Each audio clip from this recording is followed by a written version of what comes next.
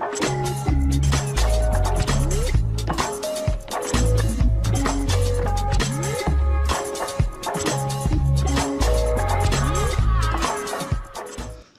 عليكم ورحمة الله وبركاته. هردفت تابديا بكم جرتنا نجا فيا خيسني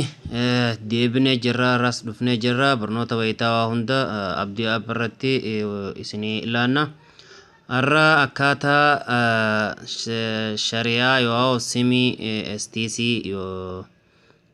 قرشي خدانين ريالا خدانين دقيقة ديدا ميشن إثيوبيا تياسو دنديسانين سنگر سيسا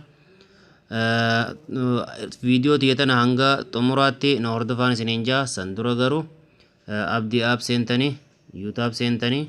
أبدي آب جتني سبسكرايب غرو قبدن وروني هاريني فكينيا فكانتي أبدي آب جتني بكخنا بررجتني سرچ غوتني أكتوني سوا انترنت بلاشيتي تونمو زين انترنت ريالا خورنيتي تونتا موبايليتي أقسمتي هندي ترتيب أنجرتي إسان كان لالتني رافيدمو دنديسني برنوتا هاريا إسني أسرتي إسني قلق كيفنا سبسكرايب قدون دقتنا إسنينجا خرا برنوتا خينيا دجانا برنوني خينيوا يرى استيسي واسوا إثيوبيا ديكا خدشان ديكا ديدميشن ريالا خدانين بالبلجو يواو غويات تغويات إسني جرتي إرى لالتني تفيتن بالبلتني يجوزن ديكا خدافر guyya tokkoof deeqaa 14 riyaala jaanis ni jirti irra deemtanii tafeetan isin godhattanii jechuudha akkasitti amma fakkeenyaaf STC maayifoon qayyoo kanan seena isinis jawaala keessan seentanii jechuudha jawaala keessan irra jiru niin seena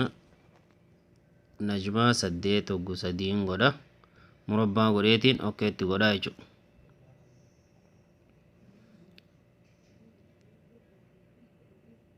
na obsaatiko akkana dhufa takka ila akkana gadoo gaddeema bakka kanarratti wanni isin beeksisu warroonni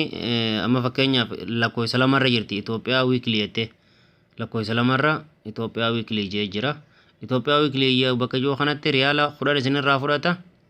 riyaala 10 daqiiqaa 25 isinii kannaa jechuudha torbaan tokkoof amma fakkeenyaaf yoo asirra injiraan lakkoofsa lamarra injiraan taate jala kana gaddeemtanii sagal tuyxaniiti ilaa hanga Itoophiyaa hajuu dhufutti barbaaddanii jechuudha lakko shari'aan takka takkan qabdu garuu irra guddaan ni qabdi anama fakkeenyaaf deemeetiin isin garsiisa lama tuqeetiin isin garsiisa lamarra Itoophiyaa waan jirtuuf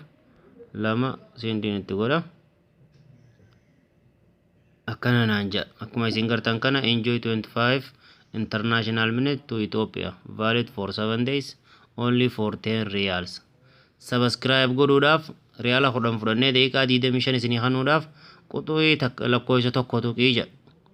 anamma lakkoofsa tokko tuqee okkeetti godhuu qofa narraa eegama san booda riyaala 10 fudhatanii daqiiqaa 25 naaf gadhiisanii jechuudha guyyaa torbaaf yoo feete sarara daqiiqaa 10 irraa haasoo ittee yoo feete boru iftaan daqiiqaa 5 irraa